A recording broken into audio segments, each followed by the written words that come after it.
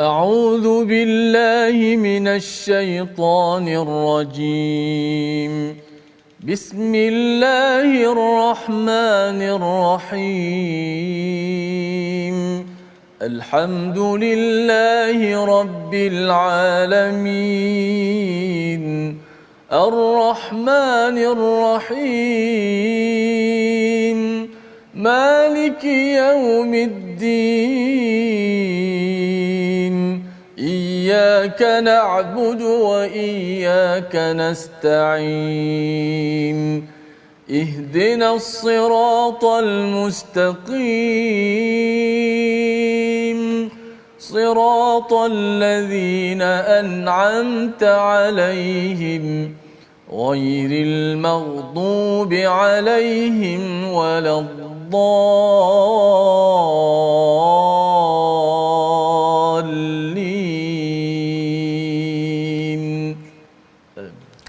Assalamualaikum warahmatullahi wabarakatuh. Alhamdulillah wassalatu wassalamu ala Rasulillah wa ala alihi wa man wala syada la ilaha illallah syadana Muhammadan abduhu wa rasuluhu. Allahumma salli ala sayidina Muhammad wa ala alihi wa sahbihi ajma'in. Amma ba'du. Apa khabar tuan-tuan dan puan yang dirahmati Allah sekalian? Kita bertemu dalam My Quran Time baca faham amal pada hari ini. Kita ingin mengulang kaji pada halaman 400 hingga 405 yang telah pun kita ikuti selama 6 hari pada hari Ahad hingga hari Jumaat yang lepas, untuk sama-sama kita lihat dan sama-sama kita kutip hidayah untuk kita jadikan panduan dalam kehidupan kita seharian.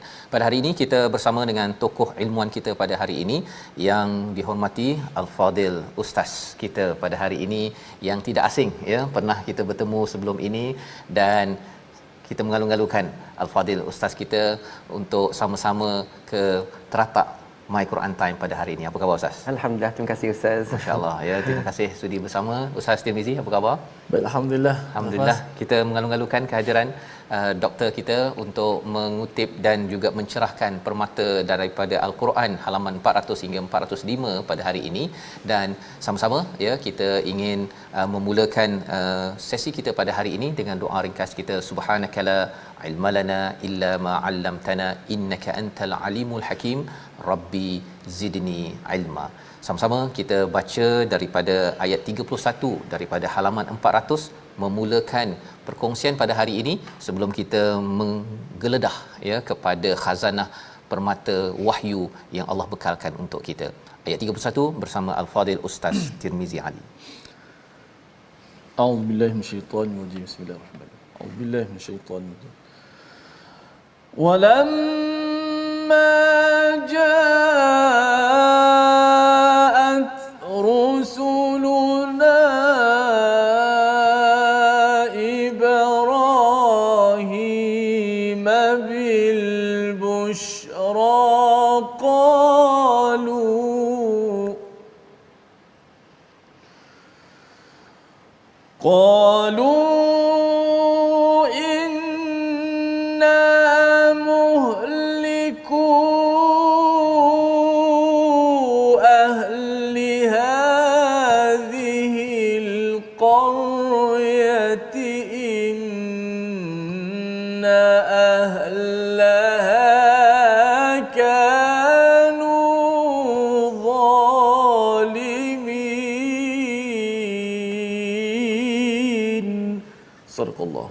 Surah Al-Nazim ayat 31 daripada surah Al-Ankabut, surah yang ke-29. Dan ketika utusan kami para malaikat datang kepada Ibrahim dengan membawa khabar gembira, mereka mengatakan, sesungguhnya kami akan membinasakan penduduk kota ini kerana penduduknya sesungguhnya orang-orang yang zalim.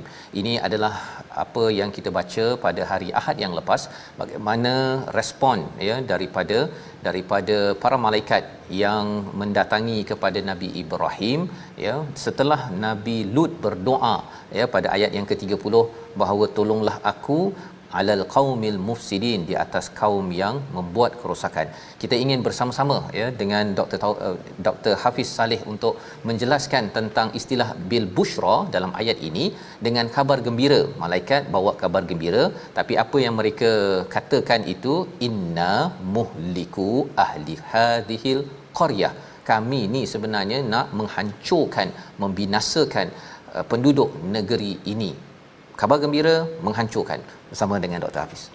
Okay, bismillahirrahmanirrahim. Alhamdulillah wassalatu wassalamu ala Rasulillah.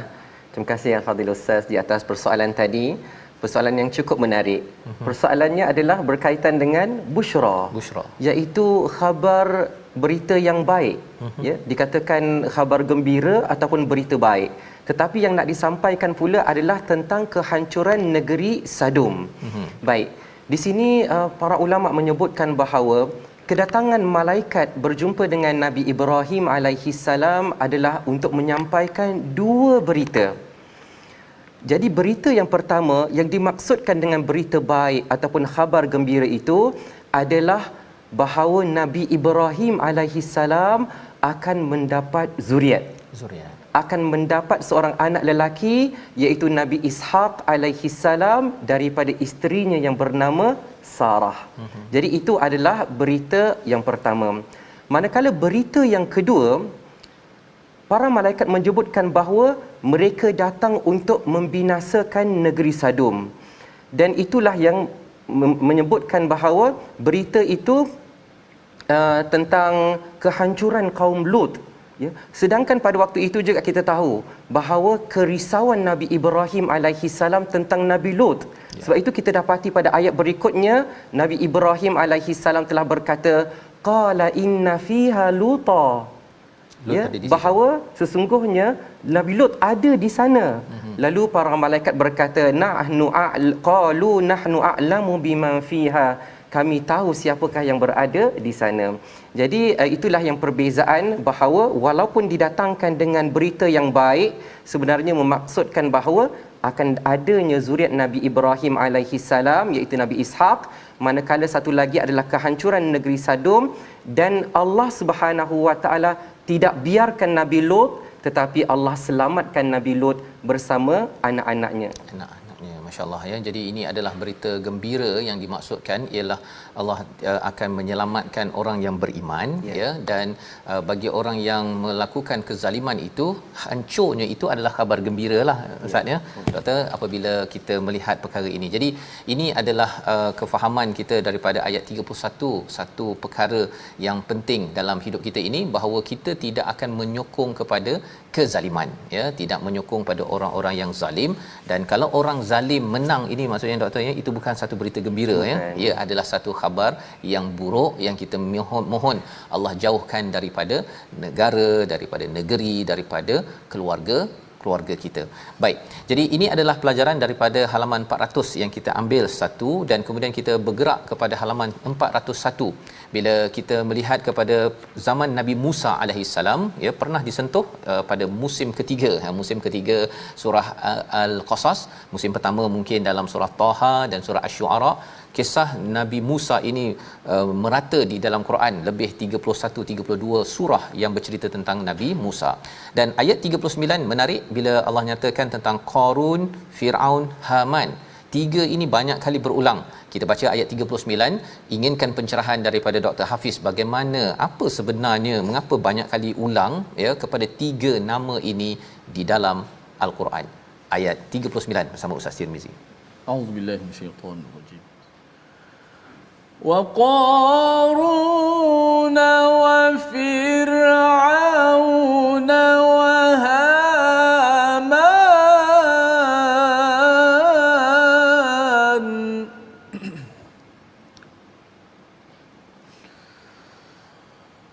ولقد جاءهم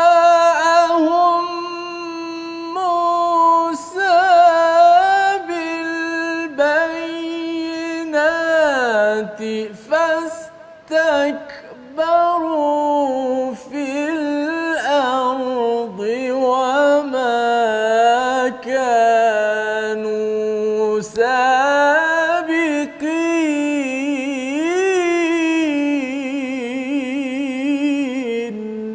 صدق الله.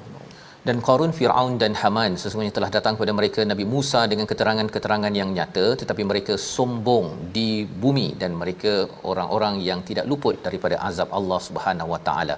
Inilah 3 nama ataupun 3 kumpulan manusia yang kita perlukan pencerahan daripada Dr. Hafiz.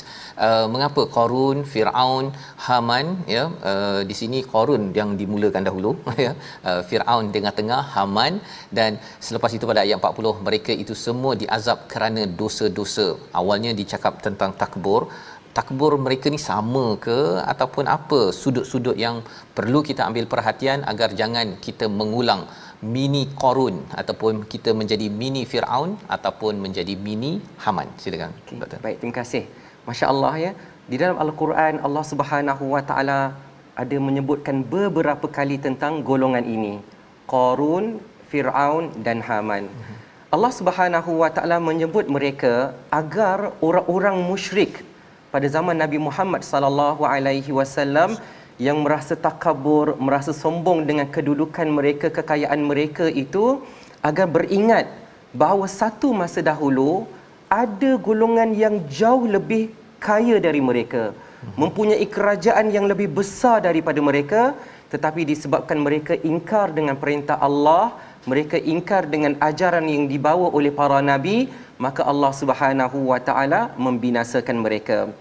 Sebenarnya Allah Subhanahu Wa Taala telah menyebutkan kisah tentang Firaun di dalam surah Al-Qasas, bahawa Firaun ketika mana didatangi oleh Nabi Musa alaihi salam dan Nabi Harun berdakwah dengan lemah lembut, berdakwah dengan berhikmah, tetapi mereka mengingkarinya. Firaun telah berkata, "Wahai pembesar kaumku, aku tidak mengetahui ada Tuhan bagimu selain daripada aku." Di situ dia menunjukkan bahawa yang dia percaya bahawa dia adalah Tuhan dan tidak ada Tuhan selain daripada dirinya. Maka dia telah memberitahu kepada Haman, dan Haman ini pula peranannya adalah menyokong semua kemungkaran yang dilakukan oleh Firaun. Di sini juga dapat kita pelajari bila mana ada kemungkaran, kita tidak boleh bersama-sama dengan orang tersebut. Ya, Haman ini dia nama jawatan ke nama orang ke apa sebenarnya Ustaz? Wallahu a'lam, disebutkan bahawa dia merupakan pembantu ataupun menteri, yang biasa melakukan semua kerja-kerja yang diperintahkan oleh Firaun. Dan pasal bila bercakap tentang Firaun ini pula, dia ada ada yang kata bahawa Firaun ni bukan nama orang, nama jawatan, kan. Betul. Ada Ramses 1, Ramses 2. So apa sebenarnya Firaun ini kalau banding dengan Haman? Okey, kalau Firaun tu dikatakan bahawa itu adalah jawatan ataupun sebagai orang yang menguasai kerajaan Mesir pada ketika itu. Adapun Haman adalah watak ataupun individu yang membantu melaksanakan semua yang diperintahkan oleh Firaun. Maka pada ketika itulah Firaun berkata kepada Haman, "Wahai Haman, binakan bagi aku bangunan yang tinggi agar aku dapat melihat Tuhan Nabi Musa. Dan sesungguhnya aku benar-benar yakin bahawa Nabi Musa termasuk orang-orang yang pendusta." Lalu Allah Subhanahu Wa Taala menyebutkan wastakbara. Di situlah letaknya kesombongan dia, takabur dia, keengganan dia menerima dakwah yang disampaikan oleh Nabi Musa alaihi salam. Insya-Allah ya. Jadi itu adalah pelajaran penting ya daripada nama ini ya, Qarun, Firaun, Haman ini bukan sekadar satu titik sejarah ya, tetapi ia adalah sebagai satu lambang ketakburan ya, kesombongan yang kita tidak mahu mengulangnya pada zaman ini ya. Bila seseorang itu ada banyak harta, rupanya Qarun lagi banyak harta Ustaz ya, dia punya kuncinya itu, kita bercakap tentang orang yang nak menggendong itu amat kuat ya, usbah ya, satu kumpulan sasa sado untuk menguruskan kunci bagi kunuz, bagi segala tempat perbendaharaan bagi Qarun ini. Tetapi rupa-rupanya ia tidak selamat Ustaz ya. Betul. Tidak selamat, ada kuasa pun tidak selamat, nak jadi tukang kipas yang hebat pun tidak selamat juga. Betul. Ya, dengan segala bala tentera yang ada. Nak ceritanya bahawa sombong adalah sebagai satu lambang kelemahan, bukannya sebagai lambang kekuatan dalam hidup kita ini. Jadi ini adalah pelajaran pada ayat yang ataupun halaman 401 Kita bergerak pada halaman 402 pada ayat yang ke-46. Kita bercerita tentang bagaimana tentang ahli kitab. Apabila kita nak berdiskusi, kita nak berdebat dengan mereka menggunakan hiya ahsan. Kita baca ayat 46 bersama-sama ya, dipimpin Al-Fadhil Ustaz Tirmizi untuk kita memahami bagaimana pula kita aplikasikan pada waktu ini. Silakan Ustaz. A'udzubillahi minasyaitonir rajim. ولا تجادلوا أهل الكتاب إلا بالتي هي أحسن إلا الذين ظلموا منهم وقولوا آمنا بالذي أنزل إلينا وأنزل إليكم وإلهنا وإلهكم واحد ونحن له مسلمون. صدق الله. Surah Al-Azim. Dan janganlah kamu berdebat dengan ahli kitab melainkan dengan cara yang baik kecuali dengan orang yang zalim di antara mereka, dan katakanlah kami telah beriman dengan kitab-kitab yang diturunkan kepadamu.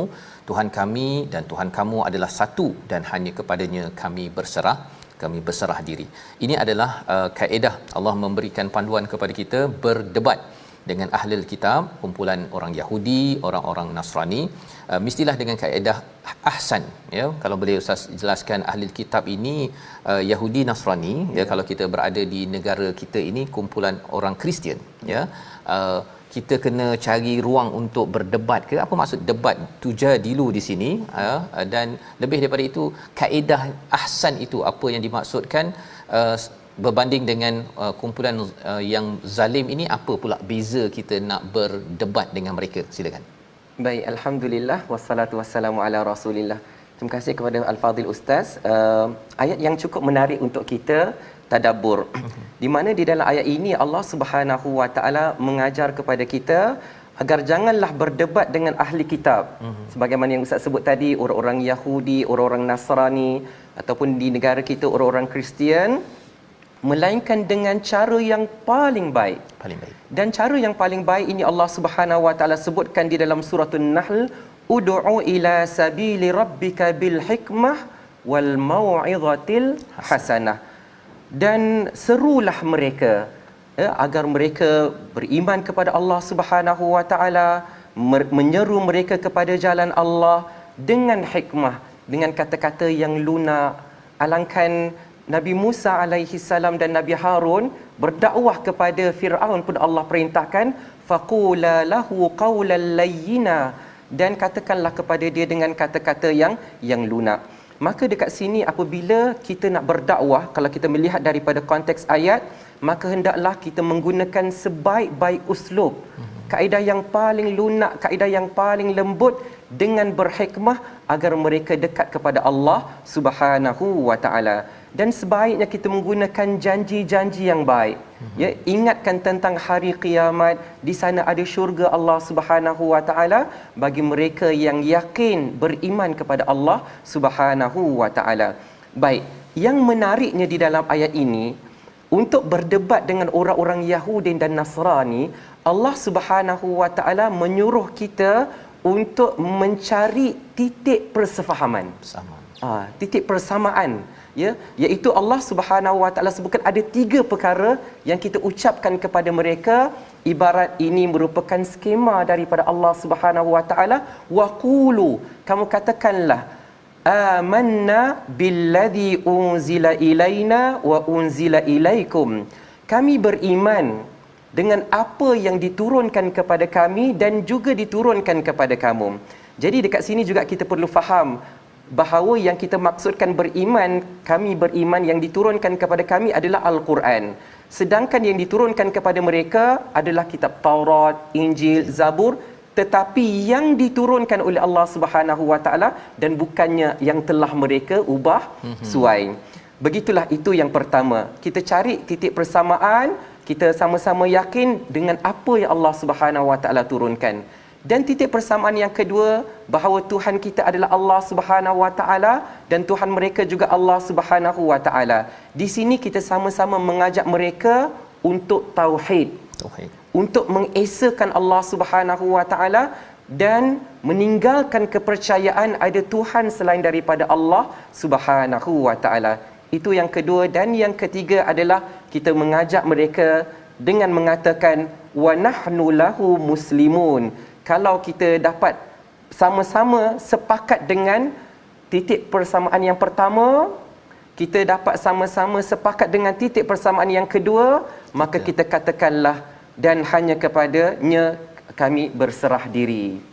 Jadi itulah di antara kaedah ataupun uslub yang diajarkan oleh Allah Subhanahu Wa Taala dalam berdebat kepada ahli kitab. Jadi, sedangkan orang-orang yang zalim itu yang Allah Subhanahu Wa Taala katakan tak perlu, iaitu apabila mereka buta daripada kebenaran, yang tidak mahu menerima langsung ajakan daripada kita, wallahu alam. Insya-Allah ya, terima kasih diucapkan pada Dr. Hafiz menjelaskan tentang bagaimana kita nak berdebat itu dengan cara yang terbaik ya, dengan cara yang lebih baik, dan ada skema lagi tu ya, ada skema, ada 3 panduan yang perlu kita gunakan ya, tentang saya percaya pada kitab yang diturunkan kepada Tuhan yang sama dan juga kepada kita menyerah diri kepada Allah Subhanahu Wa Taala.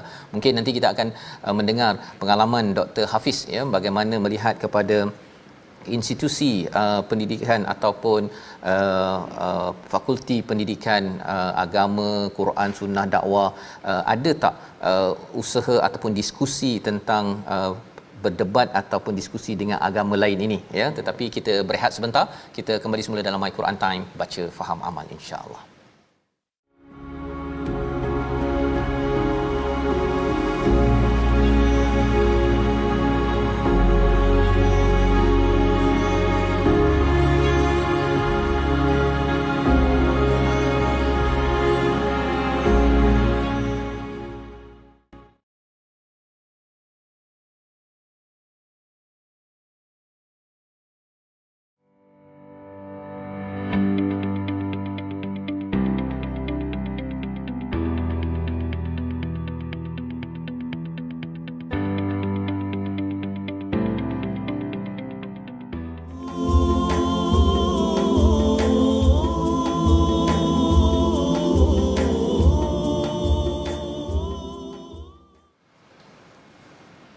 وما كنت تتلو من قبله من كتاب ولا تخطه بيمينك إذا لارتاب المبطلون.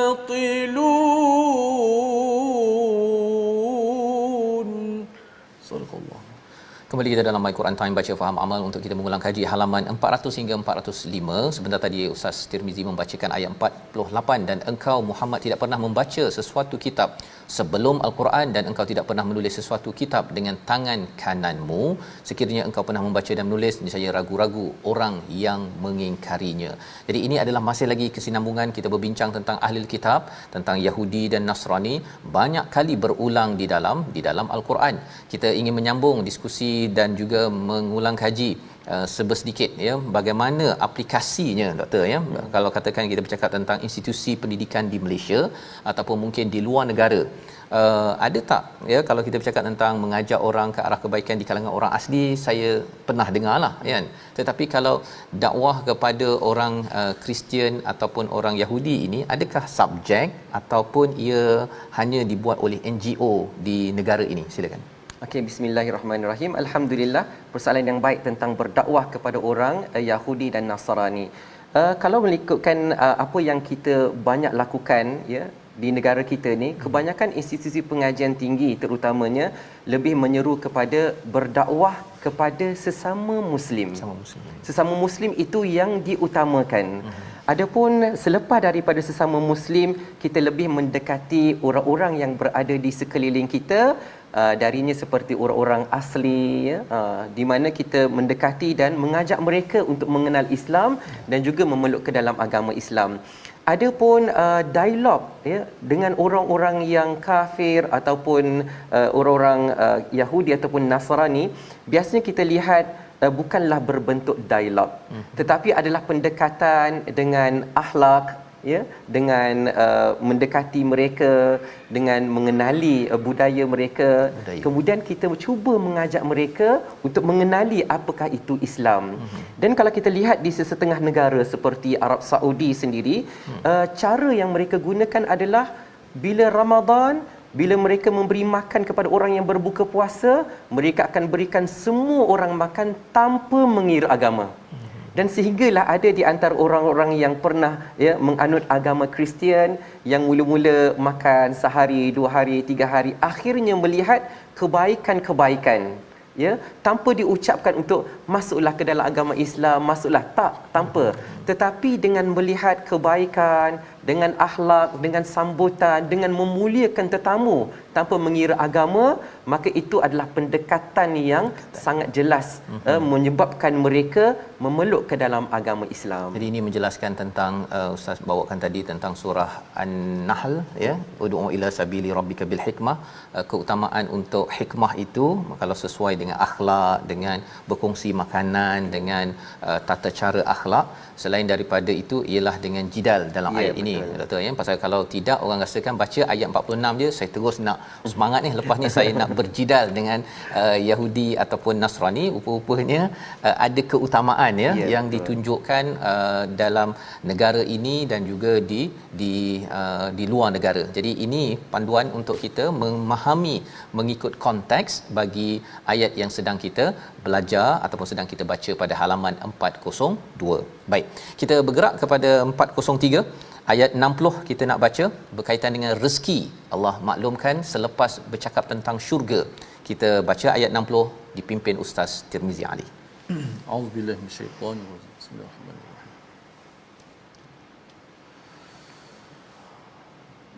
Wa ka'ayyin min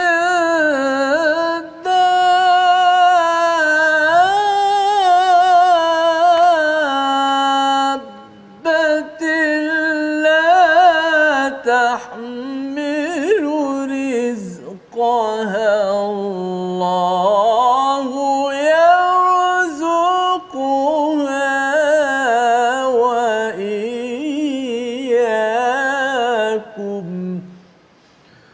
وهو السميع العليم.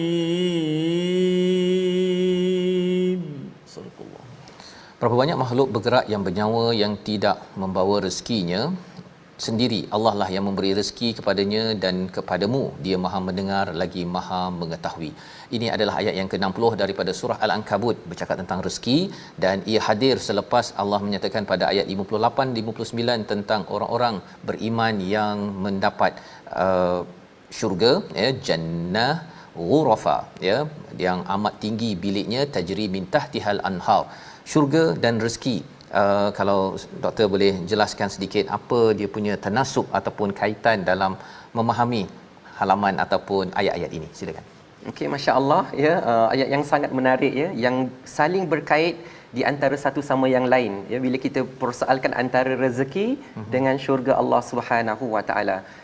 Sidang penonton yang dirahmati Allah Subhanahu wa taala, ayat ini bermula dengan firman Allah Subhanahu wa taala, ya ibadiyallazina amanu inna ardi wasi'atun fa iyaya fa'budun. Wahai hamba-hambaku yang beriman, sesungguhnya bumiku luas, maka beribadahlah kepadaku sahaja. Jadi ayat ini dalam konteks hijrah. Sekiranya seseorang itu berada di satu negeri di mana dia terhalang daripada melakukan amalan soleh, nak beriman kepada Allah sukar, nak beramal soleh kepada Allah juga sukar, maka ayat ini ditujukan kepada mereka agar berhijrah. Maka dengan berhijrah ke tempat yang lain sudah pasti ada kerisauan. Sebagaimana orang-orang para sahabat radhiyallahu anhum mula-mula berhijrah ke Habasyah, ya, di manakah tempat tinggalnya, apakah pekerjaannya. Jadi dekat situ menjadi satu persoalan. Begitulah juga dengan para sahabat radhiyallahu anhum ketika mana mereka meninggalkan kota Mekah Al-Mukarramah berserta dengan harta-hartanya. Jadi bagaimana pula dengan rezeki di Madinah nanti? Jadi apabila mereka sanggup berhijrah kerana Allah Subhanahu wa taala agar dapat sampai di satu tempat, mereka bebas beriman kepada Allah Subhanahu wa taala, mereka bebas beramal soleh sebanyak-banyaknya kepada Allah Subhanahu wa taala, maka bila dia lakukan kedua-duanya, iman dan amal soleh, Allah sediakan syurga bagi mereka. Dan dalam masa yang sama, urusan dunia tidak perlu risau. Tidak perlu risau kerana Allah Subhanahu wa taala ingatkan, sedangkan binatang pun Allah Subhanahu wa taala berikan rezekinya, maka begitulah juga Allah Subhanahu wa taala ingatkan bahawa Allah yang memberikan rezeki kepada kamu, jadi janganlah khawatir untuk berhijrah. Masya-Allah, itu adalah penerangan berkaitan bagaimana pentingnya hijrah, ya. Sanggup kita berjuang untuk memperjuangkan iman, ya. Dalam konteks ini di Muhajirin itu, sahabat-sahabat di Mekah perlu bergerak ke Madinah kerana ingin menyelamatkan iman, dan biasanya ada kerisauan, ya. Kerisauan itulah yang Allah nyatakan dahulu, ganjaran di akhirat okey, clear, ya, tetapi untuk short term, ya, jangka masa pendek, rezeki binatang pun Allah beri, ya. Jadi ini adalah panduan juga kepada kita dalam kehidupan. Kalau perlu berhijrah, kita membuat perubahan, jangan bimbang pasal rezeki. Yang pentingnya adalah amalan kita untuk mendekatkan diri kepada Allah, diizinkan dengan rahmatnya ke syurga nanti, insya-Allah.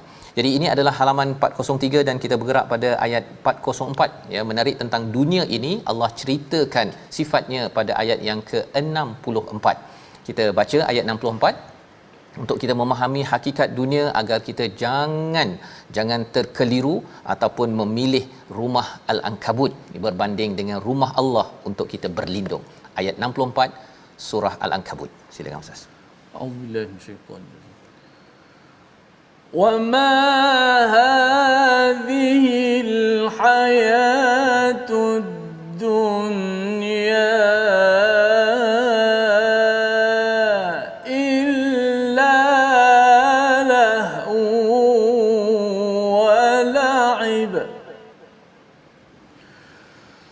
وَإِنَّ الدَّارَ الْآخِرَةَ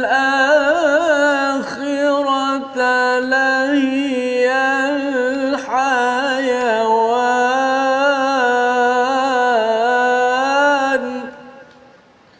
لَوْ كَانُوا يَعْلَمُونَ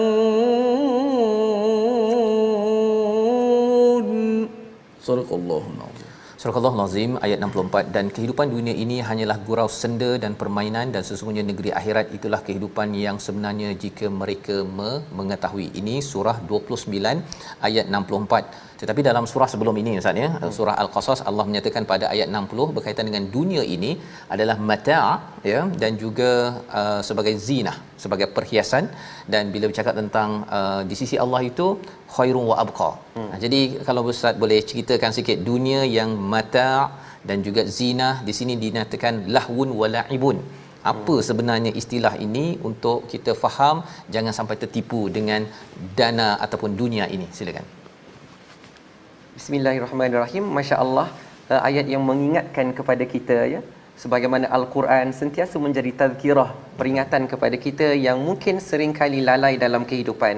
Di dalam ayat ini disebutkan beberapa kali tentang bahawa dunia adalah zinah, adalah perhiasan, disebutkan bahawa dunia juga adalah senda gurau, disebutkan dunia sebagai main-main, kerana itulah yang dilihat oleh kacamata manusia, ya, bahawa dunia ini sangat menyeronokkan, sangat menyenangkan, sehingga kan keseronokan itu menyebabkan manusia lupa tentang satu negeri yang kekal abadi. Maka disebutkan oleh para ulama, bila mana Allah Subhanahu Wa Taala sebutkan bahawa dia perhiasan saja, dia sekadar gurau senda saja, dia sekadar main-main saja. Allah Subhanahu Wa Taala nak ingatkan bahawa kedudukan dunia yang begitu rendah sekali, begitu murah sekali sekiranya kita bandingkan dengan kehidupan di akhirat.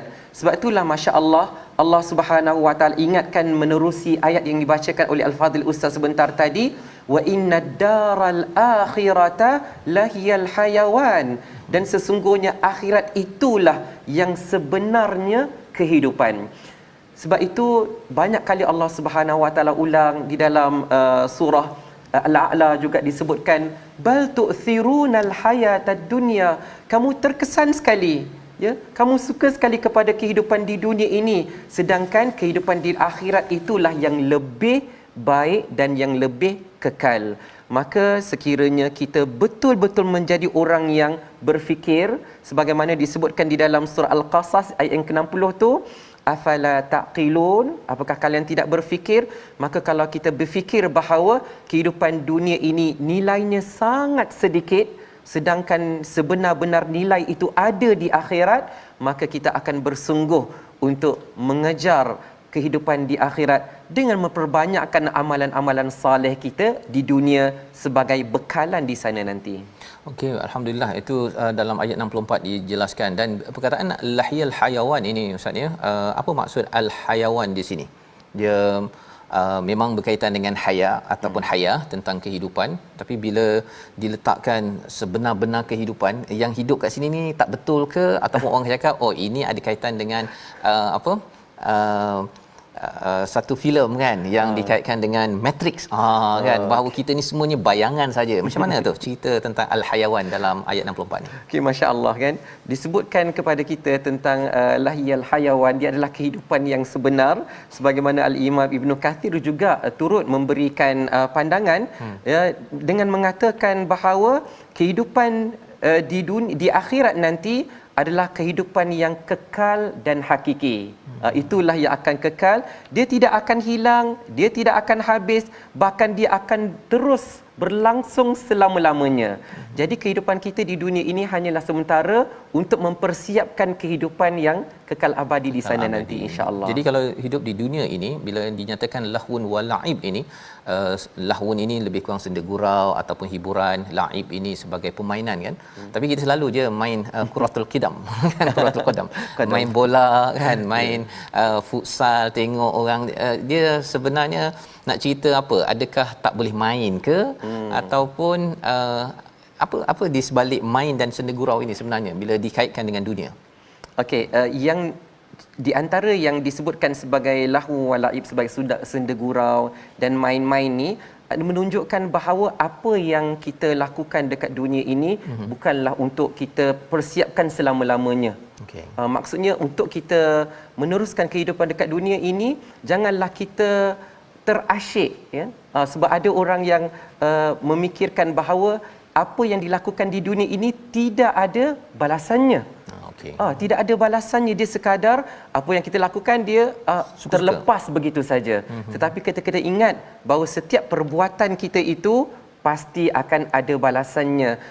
Jangan mudah untuk kita mengambil ringan tentang dosa ataupun maksiat kerana kita tak pedulikan dia sebagai mainan ataupun perkara yang tidak akan dibalas oleh Allah Subhanahu Wa Taala, tetapi kita kena ambil serius. Dia bukan main-main. Setiap dosa akan disoal oleh Allah Subhanahu Wa Taala. Setiap perintah Allah yang ditinggalkan akan disoal oleh Allah Subhanahu Wa Taala. Jadi itu di antara perkara yang perlu kita berikan perhatian. Ya, jadi maksudnya ialah hidup kita ini ada harganya ya. Yes. Ya, bukan sekadar untuk berhibur dan juga bermain, tapi bermain dan berhibur tu boleh kan, asalkan ianya mencapai standard al-hayawan, untuk mencapai standard menuju kepada daerah akhirat. Allah kira ketika bermain pun dapat pahala, ketika berhibur pun dapat pahala. Jangan sampai kita main hentam saja doktor ya. Itu yang dinyatakan sebentar tadi. Dan ayat akhir ayat 69 ini memang terkenal lah doktor ya. Kita baca sebagai satu motivasi sebelum kita berakhir pada hari ini. Ayat 69 surah Al-Ankabut, untuk kita sama-sama lihat, kerana istilah di sini jahadu, ya, perkataan jihad muncul, tetapi ini surah Makkiyah, ya, tidak ada lagi jihad untuk berada di medan perang. Jadi apa sebenar maksud jihad ini? Kita baca ayat 69 bersama Ustaz Tirmizi. A'udzubillahi minasyaitonir rajim. Walladzina jahadu fina lanahdiyannahum subulana wa innallaha lama'al muhsinin.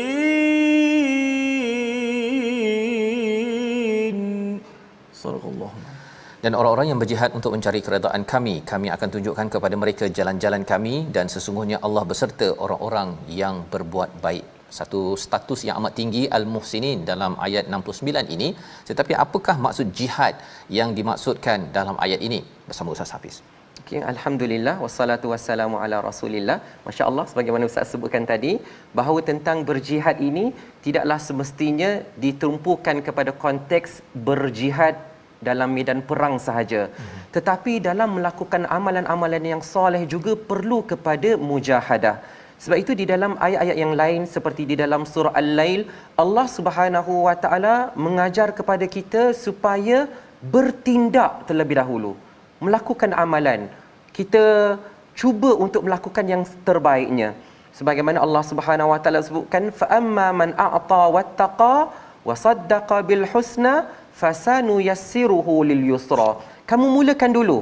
Ya, adapun orang-orang yang memberi dan orang-orang yang bertakwa dan membenarkan janji-janji baik daripada Allah, maka Allah akan mudahkan jalannya, jalan ke syurga Allah Subhanahu wa taala. Begitulah juga dengan jihad, walladzina jahadu fina, dan orang-orang yang berjihad untuk mencari keridaan Allah dengan beriman, dengan bersungguh-sungguh kepada Allah, kemudian melakukan amalan-amalan yang saleh, maka Allah Subhanahu wa taala akan bukakan jalan-jalan Allah Subhanahu wa taala agar kita semakin dekat kepada Allah. Dalam konteks hari ini, kita jangan menunggu, ya, tunggu orang ajak kita, ya. Tapi kita kena bermujahadah, gerakkan diri kita, mulakan langkah yang pertama, pergi rumah Allah Subhanahu wa taala. Boleh jadi dengan kita mula-mula bersolat secara berjemaah, kemudian kita bermujahadah lagi dengan kita duduk dalam majlis ilmu, akhirnya Allah Subhanahu wa taala akan bukakan satu jalan demi satu jalan untuk mendekatkan diri kepada Allah Subhanahu wa taala. Insya-Allah itu adalah penerangan yang jelas untuk kita sama-sama jelas. Jihad bukan sekadar di medan perang, rupa-rupanya jihad dalam kehidupan seharian, bersungguh-sungguh, ya, untuk melakukan apa yang telah disetkan oleh Allah, maka Allah akan buka lagi pintu demi pintu untuk kita makin menjadi orang yang muhsinin, orang yang pure, yang betul-betul ihsan, hingga kan tidak perlu lagi diproses apabila sampai di akhirat nanti ke syurga Allah Subhanahu wa taala. Kita berdoa Allah jadikan kita di kalangan muhsinin, dan di akhir ini kita berdoa bersama Al-Fadhil Ustaz Dr. Hafiz Saleh, ya, untuk memimpin bacaan doa kita. Moga-moga kita jadi orang yang sentiasa mendekati rumah Allah, bukan rumah labah-labah. Silakan Ustaz. Bismillahirrahmanirrahim. Alhamdulillahi rabbil alamin, wassalatu wassalamu ala asyrafil anbiya'i wal mursalin wa ala alihi wa sahbihi ajma'in. Allahumma a'inna ala dhikrika wa syukrika wa husni ibadatik. Allahumma inna nas'aluka ilman nafi'a wa rizqan tayyiba wa amalan mutaqabbala. Allahumma arhamna bil Qur'an waj'alhu lana imaman wa nuran wa hudan wa rahmah. Allahumma dhakkirna minhu ma nusina wa 'allimna minhu ma jahilna warzuqna tilawatahu ana al-laili wa atrafan nahar waj'alhu lana hujjatan lana ya rabbal alamin. Rabbana atina min ladunka rahmatan wa hayyi' lana min amrina rashada. Rabbana atina fid dunya hasanah wa fil akhirati hasanah wa qina adzaban nar. Wa sallallahu ala sayyidina Muhammadin wa ala alihi wa sahbihi wa sallam. Walhamdulillahi rabbil alamin. Taqabbalallahu minna wa minkum. Minna wa minkum taqabbal ya karim. Terima kasih diucapkan pada Ustaz Dr. Hafiz Saleh daripada Universiti Sains Islam Malaysia ya, untuk sama-sama berkongsi buah permata daripada Al-Quran dan juga memimpin bacaan doa ya. Moga-moga kita terus ya diberikan inayah daripada Allah Subhanahu Wa Taala dan terus ingin berjuang dengan Al-Quran bersungguh-sungguh. Inilah yang kita ingin sampaikan dalam tabung gerakan Al-Quran. Sumbangan tuan-tuan adalah sebagai satu wallazina jahadu fina ya, untuk sama-sama kita sungguh-sungguh menggunakan sumber kita agar Allah pimpin, Allah bukakan lebih banyak jalan menjadi orang yang muhsin. Kita bertemu lagi dalam ulangan pada malam ini dan juga pagi esok insya-Allah, dan terus kita menyambung halaman baru selepas kita mengulang kaji 6 halaman pada hari ini dalam surah Ar-Rum yang penuh dengan tanda-tanda kebesaran Allah Subhanahu Wa Taala. Bertemu lagi My Quran Time, baca faham amal insya-Allah.